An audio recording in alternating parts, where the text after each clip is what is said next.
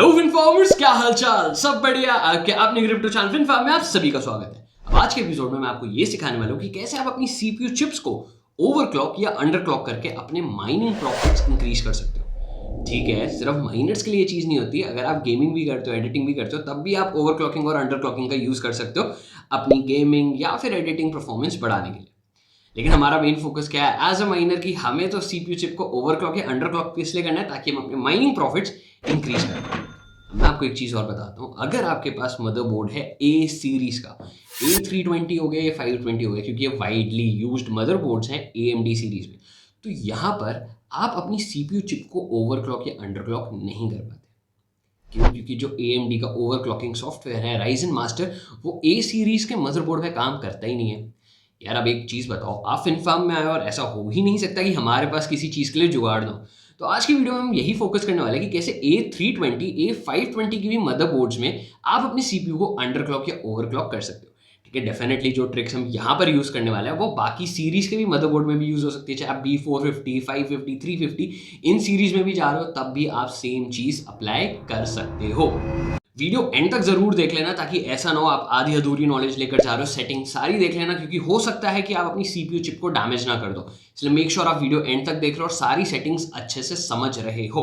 और हाँ, वीडियो में आगे बढ़ने से पहले अगर फिनफार्म को पहले सब्सक्राइब नहीं कर रखा है तो मेक श्योर आप फिनफार्म को अभी की अभी सब्सक्राइब कर रहे हो, क्योंकि इस बार हमारा टारगेट क्या है कि हमें 3000 का सब्सक्राइबर बेस बनाना है फिनफार्म चैनल पे। तो चलिए चलते हैं सीधा स्क्रीन की तरफ। यहाँ पर मेरी ऑलरेडी माइनिंग जो है काम कर रही है। डेफिनेटली मैंने इसको स्क्रीन रिकॉर्डिंग मोड पे नहीं डाला हुआ है, मैं इसको कैमरे से रिकॉर्ड कर रहा हूँ। उसके पीछे एक ही रीज़न है, क्योंकि अभी हम बायोस में एंटर करने वाले हैं। तो जैसे ही बायोस में एंटर करेंगे ये जो चीज़ है ये बंद हो जाएगी, मतलब आपकी स्क्रीन रिकॉर्डिंग बंद हो जाएगी, इसलिए मैं कैमरे से कर रहा हूँ। वैसे मैंने फोकस ले रखा है एंड आई रियली होप कि आपको बहुत क्लियरली नज़र आ रहा है। तो जो यहाँ पर CPU में यूज़ कर रहा हूँ दैट इज़ Ryzen 5 3600। लेकिन आप एक चीज़ देखोगे कि जो इसकी हैश रेट है वो काफ़ी कम आ रही है। राइट, अगर आप ये चीज़ नोट कर रहे हो कि 5200 की हैश रेट दे रहा है, बट ये तो समवेयर अराउंड 6000 की हैश रेट देता है। तो ये 5200 5300 ऐसी हैश रेट क्यों दे रहा है? इसका मेन रीज़न है क्योंकि मैंने इसको अंडर क्लॉक कर रखा है। अंडर क्लॉक, मैं आपको कुछ यहाँ पे स्टैट्स दिखाना चाहता हूँ। अगर आप यहाँ पर देखोगे AMD Ryzen 5 3600, आपकी फ्रीक्वेंसी 3.9 गीगा हैशेस पर ऑलमोस्ट ये काम कर रहा है। लोड जो है प्रॉपर 100% है। अब मेन चीज़ अगर आप देखो, इसकी TDP जो है वो 65 वॉट्स की है एंड जो पावर जो as of making this video ले रहा है 56 वॉट्स के आसपास ले रहा है, मतलब 9 वॉट्स कम ले रहा है। वैसे ठीक है, अभी मैं रिकॉर्डिंग कर रहा हूँ, यहाँ पे स्क्रीन ऑन हो गया तो इसने पावर कंजम्पशन अपनी बढ़ा दी है, वरना ये 51.7 वॉट्स तक कंज्यूम कर रहा था। और जो इसका टेम्परेचर था दैट वाज आल्सो 61। लेकिन 60 degree is very cool for AMD processors, क्योंकि 95 डिग्री तक बहुत ईजिली 24/7 के लोड पे हैंडल कर लेते हैं। मैंने अपना CPU जो है अंडर क्लॉक कर रखा है, तो अंडर क्लॉक करने से मेरी पावर कंजम्पशन भी कम हो गई है, मेरे टेम्परेचर्स भी बहुत ठंडे हैं, और इसका डायरेक्ट इफेक्ट मेरी हैश रेट पे भी आ गया है, क्योंकि हैश रेट मेरी 6000 से ड्रॉप हो गई है 52-5300 की लाइन पर। हमारा मेन ऑब्जेक्टिव क्या है कि मुझे आपको ये सिखाना है कि कैसे आप अपना CPU अंडर क्लॉक या ओवर क्लॉक कर सकते हो। उसके लिए सबसे पहले मैं यहाँ पे माइनिंग बंद कर रहा हूँ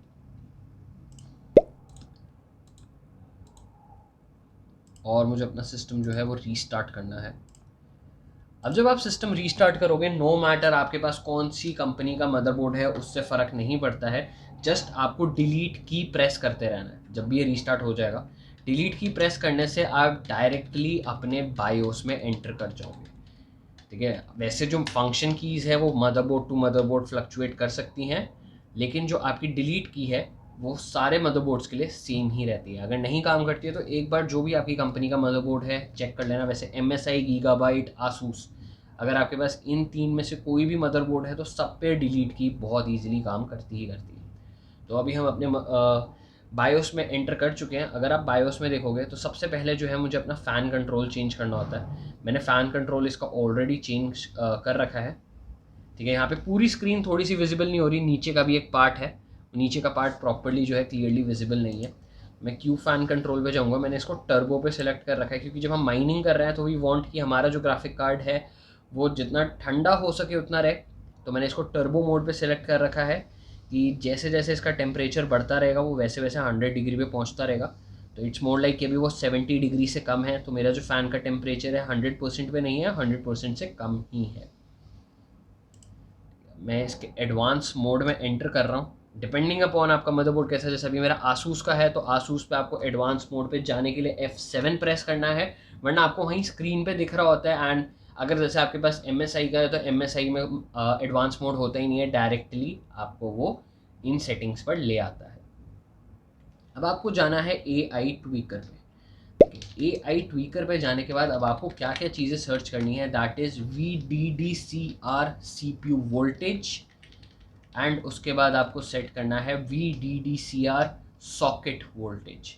बाकी आपको सिर्फ ये दो चीज़ें ही सेट करने की ज़रूरत है अगर आपको CPU ओवरक्लॉक और अंडरक्लॉक करना है। लेकिन अगर आपको इसको छोड़ के रैम को भी ओवरक्लॉक या अंडरक्लॉक करना है तो आप DRAM के थ्रू कर सकते हो। मैं रैम को भी ओवरक्लॉक या अंडरक्लॉक नहीं कर रहा हूँ, क्योंकि मेरी रैम की जो स्पीड है ऑलरेडी काफ़ी तेज़ है, मुझे रैम को भी ओवरक्लॉक करने की ज़रूरत नहीं है, क्योंकि मेरे पास जो वो है 32 मेगाहर्ट्ज़ की ही है। तो इससे कम की होती तो मैं उसे शायद 32 मेगाहर्ट्ज़ तक लेकर आता, बट मुझे अभी 32 मेगाहर्ट्ज़ से ऊपर नहीं चाहिए। आपके मदरबोर्ड्स में बाय डिफ़ॉल्ट ये चीज़ जो होती है वो ऑटो पर होती है, मैनुअल पे होती है, ऑफसेट मोड पे होती है। तो इसको आपको सिर्फ और सिर्फ मैनुअल पे करना है। 99% ऑफ द केसेस में आपको ऑटो मिलेगा, या 1% ऑफ द केसेस में आपको ऑफसेट मोड मिलेगा, लेकिन आपको इसको सिलेक्ट करना है मैनुअल पे।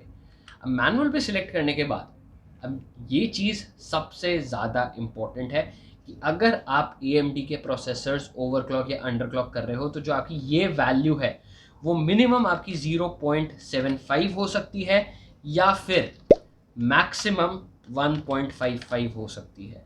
इससे ऊपर और इससे नीचे अगर आप लेकर जाते हो तो आप अपने CPU को डैमेज कर सकते हो, और ये बिल्कुल एक्सट्रीम वैल्यूज़ हैं।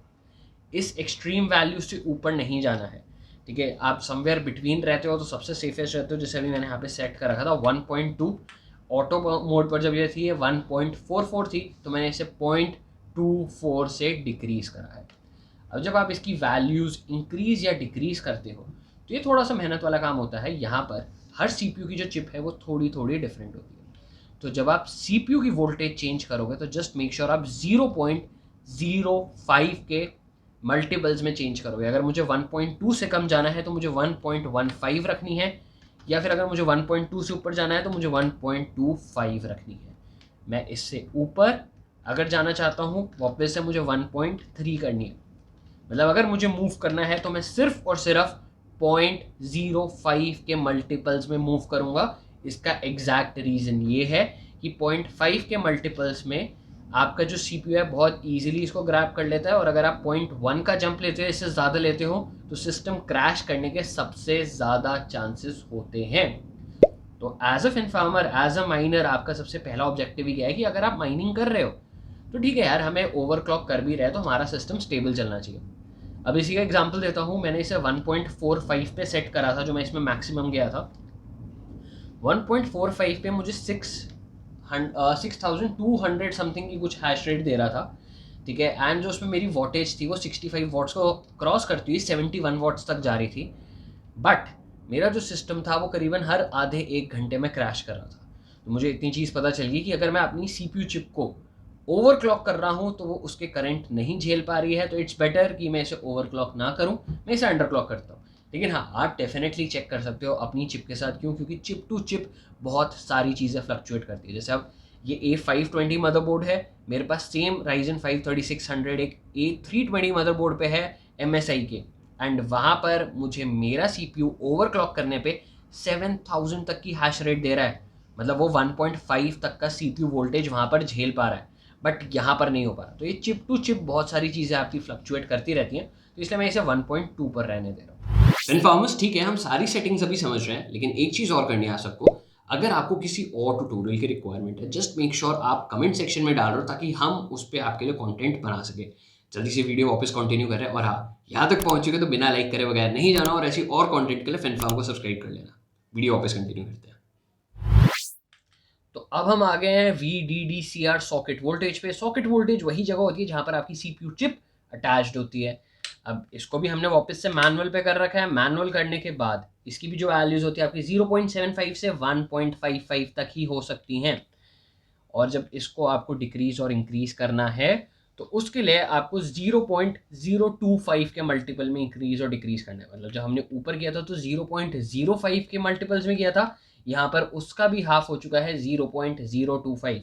मतलब अगर मुझे एक पॉइंट ऊपर जाना है तो मैं 1.05 लिखूंगा, और अगर मुझे अब नीचे आना है तो मैं इसे सिर्फ 1 पे ही रहने दूंगा। अभी के लिए मैं इसे 1 पे रहने देता हूँ। तो अभी तक जो हमने देखा दैट इज हमने वोल्टेजेस का यूज़ करके कैसे सीपीयू को ओवरक्लॉक या अंडरक्लॉक करते हैं। वैसे ऑनेस्टली मैंने अभी तक इसको एक पे ट्राई नहीं करा है, मैं अभी खुद इसको एक पे ही ट्राई करने वाला हूँ। एंड इसके साथ साथ एक ये चीज़ जो है, ये मदरबोर्ड टू मदरबोर्ड बहुत ज़्यादा फ्लक्चुएट करती है, इसलिए मैं इसको कवर नहीं कर रहा हूँ, लेकिन मैं आपको समझाने वाला हूँ कि अगर आपके मदरबोर्ड में है तो आप इसको कैसे यूज़ कर सकते हो। अगर आपका AI ओवरक्लॉक ट्यूनर करके है, यूजुअली MSI और आसूस में है, गीगाबाइट के सारे मॉडल्स में नहीं है, तो आपको इसको मैनुअल पे जाना है और आपको एक BCLK फ्रीक्वेंसी मिलती है। BCLK का मतलब होता है बेस क्लॉक फ्रीक्वेंसी। तो ये ऑटोमेटिकली आपकी 100 पे सेट होती है। आप इसको 100 से मैक्स टू मैक्स 102 पर सेट कर सकते हो, अगर आपको इसको अंडर क्लॉक करके मतलब थोड़ी सी परफॉर्मेंस तब भी इंक्रीज करनी है। मतलब अभी हम क्या करने वाले हैं कि हम अपने इलेक्ट्रिसिटी कंजम्पशन नीचे जाकर कम कर चुके हैं इस वाले सेक्शन से, और अब हम कह रहे हैं सीपीयू को कि अगर तू इलेक्ट्रिसिटी कम भी ले रहा है तब भी हमें ज़्यादा परफॉर्मेंस डिलीवर करके दे। 102 तक इसकी वैल्यू सेफ होती है। अगर आप इसके ऊपर इंक्रीज करना चाह रहे हो तो मेक श्योर आप सिर्फ 0.1 के मल्टीपल्स में ही इंक्रीज कर रहे हो। 102 तक इट्स एब्सोल्युटली सेफ। और अगर आप ध्यान दोगे, अगर मैं इसकी वैल्यू चेंज करता हूँ तो ऊपर जहाँ पे टारगेट सीपीयू स्पीड लिखा हुआ है उसमें आपके चेंजेस होते हैं। 100 पे 3600 मेगा हर्ट्ज पे है, और अगर मैं इसे 110 कर रहा हूँ तो ये 3960 मेगा हर्ट्ज पे हो रहा है। टॉप लेफ्ट साइड पे आप देखो, आपको दिख जाएगा। मैं इसको वापस से 100 कर रहा हूँ, क्यों? क्योंकि मैं इसे ओवरक्लॉक ही रहने दूंगा। मैं नहीं चाहता कि कम इलेक्ट्रिसिटी कंज्यूम करता हुआ मेरे लिए ज़्यादा परफॉर्मेंस दे। तो अब ये तीन चीज़ें आप एक साथ यूज़ कर सकते हो।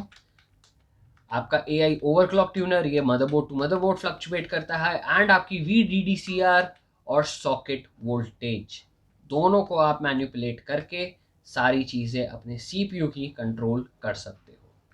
मतलब लास्ट में आपको यहाँ पर एग्जिट पर जाना है, save changes and reset. Okay,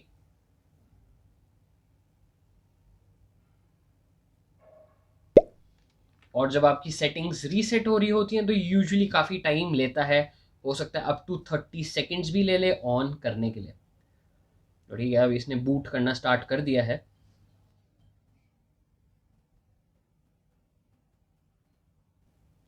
और अगर आप कोई भी सेटिंग्स अपनी अप एंड डाउन करते हो एंड उसके बाद आपका सिस्टम क्रैश कर जाता है, तो मेक श्योर आप अपनी बाय डिफ़ॉल्ट जो इससे प्रीवियस सेटिंग्स थी उस पर वापस से स्विच कर जाओ।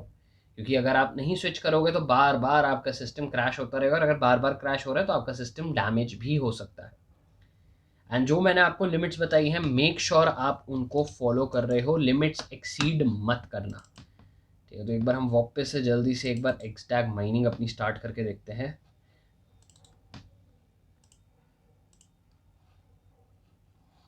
और हमें साथ में अब चाहिए कोर टेम्प की अब हम इलेक्ट्रिसिटी कितनी रिड्यूस कर पाए हैं सीपीयू की। ठीक है, तो अब आप मेरी पावर वॉटेज देखते हो, तो जब स्टार्ट हो गई थी माइनिंग तो 50 वॉट्स पे आ चुकी है।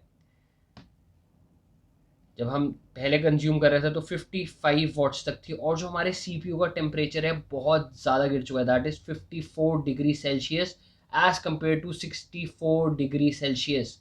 तो जो पावर और टेम्परेचर है बहुत ज़्यादा नीचे आ चुकी हैं। अब जो मेन चीज़ जो हमें देखनी है, मतलब अगर मैं एवरेज ही देख रहा हूँ तो 50 वॉट्स के आसपास ही है, 52 तक भी जा रही है, 47 तक भी जा रही है। तो हमें मेन चेक करना है कि अब हमारी हैश रेट क्या उतनी ही है या ड्रॉप हुई है। थोड़ा सा लोड होने दे रहे हैं, हैश रेट प्रेस किए तो मेरी हैश रेट भी करीबन 300 हैशेस से अभी डाउन हो चुकी है। सिर्फ 0.025 डाउन करती है, लेकिन मैं इसे चलने दूंगा क्योंकि जब ये लोड होता है तो यूजुअली कम ही हैश रेट दिखाता है। तो ठीक है, हम 5268 हम उतने ही हैश रेट पर पहुंच चुके हैं अपनी इलेक्ट्रिसिटी कम करते हुए। अब आप कहोगे कि मैं अपनी हैश रेट क्यों ड्रॉप कर रहा हूँ, उसका मेन आपको रीज़न बताता हूँ। मैं ओवरक्लॉक करना इसलिए पसंद नहीं करता कि जो चीज़ है हम उसे ज़्यादा पुश कर रहे हैं तो इवेंचुअली वो ख़राब हो जाती है। लेकिन मैं एफिशिएंसी वाले फैक्टर में बहुत ज़्यादा बिलीव रखता हूँ कि जितना मुझे हैश रेट मिल रहा है, जिस पावर कंजम्पशन में अगर वो मेरे लिए ज़्यादा एफिशिएंट है तो इवेंचुअली मैं सभी को ही ओवररन कर रहा हूँ, क्योंकि अगर मैं जितनी इलेक्ट्रिसिटी कॉस्ट में खर्चा दे रहा हूँ मैं वहाँ से सबसे बेस्ट रिटर्न्स लेकर जा रहा हूँ। इसलिए मैं अंडर क्लॉकिंग ज़्यादा प्रेफर करता हूँ, लेकिन आप इसी सेम सिस्टम को यूज़ करके अपने सीपीयूज को ओवर क्लॉक भी कर सकते हो। ऑलराइट फिनफार्मर्स, अब आज के एपिसोड में बस इतना ही। अब वीडियो की डिस्क्रिप्शन चेक करोगे तो वहां पर आपको फिनफार्म के डिस्कॉर्ड सर्वर की लिंक मिल जाएगी। मेक श्योर आप वो सर्वर ज्वाइन करो, क्यों? क्योंकि अगर आपको अभी भी कोई टेक्निकल डिफिकल्टी आ रही है ना, वहां पे पूरी माइनर कम्युनिटी है जो आपकी हेल्प करने को तैयार बैठी है। जस्ट मेक श्योर डिस्क्रिप्शन में आपको लिंक मिल जाएगी, तो आप वो ग्रुप अभी के अभी ज्वाइन करें। और हाँ, वीडियो में यहाँ तक पहुंच चुके तो बिना लाइक करे बगैर नहीं जाना, और ऐसी और कंटेंट के लिए फिनफार्म को अभी के अभी सब्सक्राइब कर लो। हम फिर मिलेंगे एक नए एपिसोड के साथ।